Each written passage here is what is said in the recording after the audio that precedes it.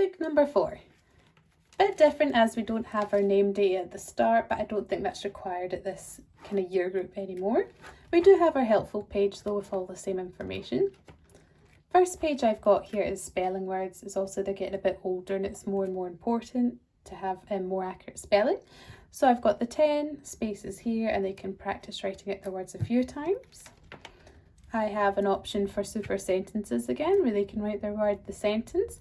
The difference here is I have word art instead of drawing a picture, which is basically they can write out their word in curly letters, swirly letters, capitals, bubble writing, whatever they like, and decorate it. So it's a bit more grown up than drawing a picture. I also have a new page here for active spelling. So basically it's just a blank page and it's for them to practice active spelling activities with their words. At the back of the booklet, I have included a grid with lots of different active spelling ideas. So bubble writing, drawing it, alphabetical order, pyramid writing, silly stories, drawing shapes, spelling flowers, and so on. So there's lots of different ideas, so they should never really run out of active spelling ideas. They might want to choose one idea a day basically, so whatever works. We've got a mega maze. It's one kind of long bigger one there for them to work through. I have another kind of literacy task here. It's called words, words, words.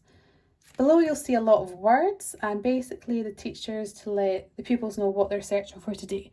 So maybe they're looking for adjectives today, so they will look for all the words and they will circle any adjectives. So there's verbs in here, there's nouns, adjectives, there's places as well. So it just kind of depends. You might be looking for things starting with G, or you might be looking for words with vowels in it.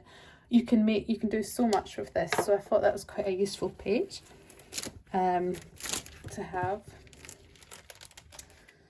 We have what's the question? Write today's number in the box. Try to think of as many questions as possible that equals the number.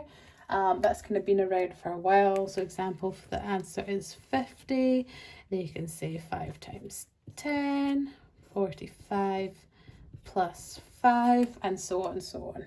They can see how many they get, kind of make it a competition or a game. That might be a good idea.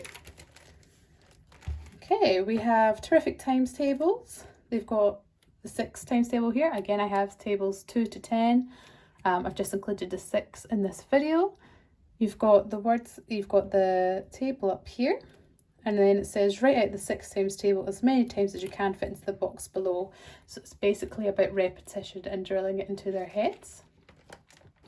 Then you have multiplication madness connected to the 6 times table, of course, and it's just lots of 6 times table questions repeated over and over again to help reinforce that learning. And this is kind of our fun activity at the back. It's called Finish the Picture. So you can see here I've got a shape and I've got a rectangle here, and it's basically asking them to be creative and incorporate that into their picture. So they could make it a lorry, they could make it a house, a rocket, anything like that. So every day they can think of something different. And I also have different examples. So I've got like circles, cylinders, triangles, to switch up a bit.